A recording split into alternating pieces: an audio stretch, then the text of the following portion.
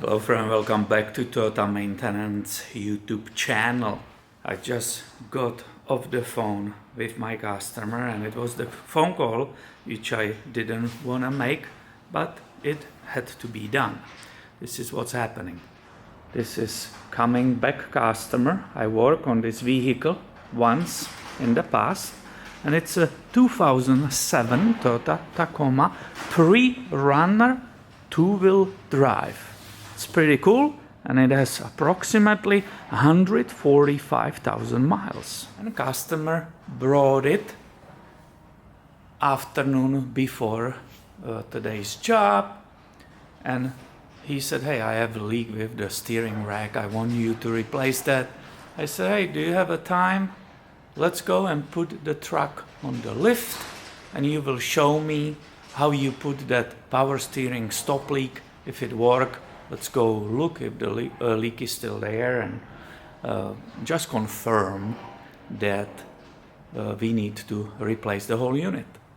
So if we look under, the leak is there. Do you see that? It was here overnight. So we said, oh yeah, we are going with the entire rack. That's what he wanted. But I'm so happy that I offered to look together on his truck because he was in no rush to leave, because the moment we had it on the lift, we find out you couldn't move this wheel. It was completely seized. And sure enough, we found out immediately that the brake caliper pistons, two of them are seized. They cannot be moved. Therefore, we said, okay, on top of the steering job, I will be replacing this brake caliper for you, doing entire brake job with the resurfacing the rotors, putting brand new pads and so on. I was investigating with him. I was like, did you have any problems with those brakes? And he said, yeah, I thought the rotors are warped because it was starting again, shaking the steering wheel. So this is something for you to remember. Not necessarily the rotor is warped. Also, if the entire caliper, 1 or 2 or 3 or 4 pistons are seizing, it starts, that will be one of your places to look for. And I lowered the vehicle. I'm already working on the job. I had it higher, but I want to show you that what caused this seizing. So here is resurface rotor, super nice and fine surface. The rotor was not warped. It was in very straight condition. The high and lows were very minimal. What caused this caliper to seize? Well, look at the brake fluid. Do you see how brown, almost blackish it is? Do you see the terrible condition of it? Well, here you go. Ignoring brake fluid flushes, you end up with these problems. I have a new caliper right here, beauty. It's Reman, I believe it's Toyota. Here are some very nice brake pads. These are ceramic, that's what exactly belongs in this vehicle. Well, we are not done yet. And I'm giving you all these details for a reason. I don't want to stretch the video. That's not the cause of it. Trying to explain you what to watch for when you maintain your own vehicle. Some shops will tell you, sir, ma'am, when the one caliper is seized, you have to replace both because most likely the other one is bad too. And they will not even give you a chance to argue with them.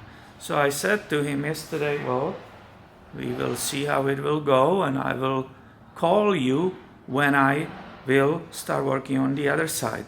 And that was the phone call I didn't want to make.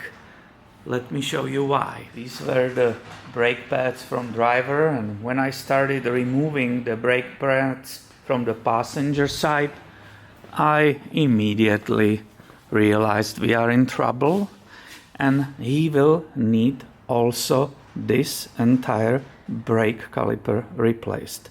Let me show you why.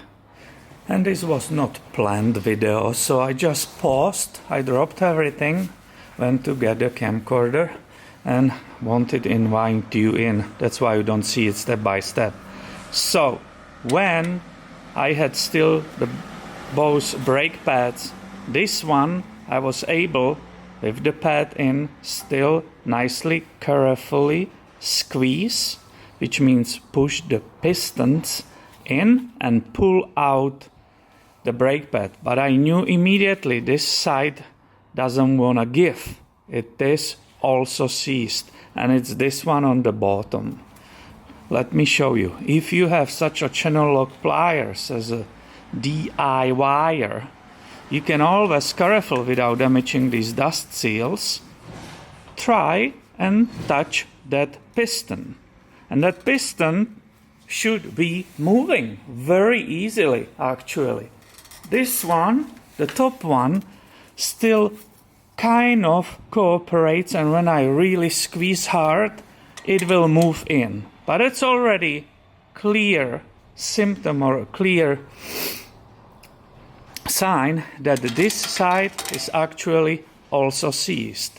When I try to grab the bottom one and I pried on it as hard as I could, this one is completely seized, and therefore when the vehicle came, this wheel was still nicely spinning because these two pistons were still backing after releasing the pressure on the brake pedal.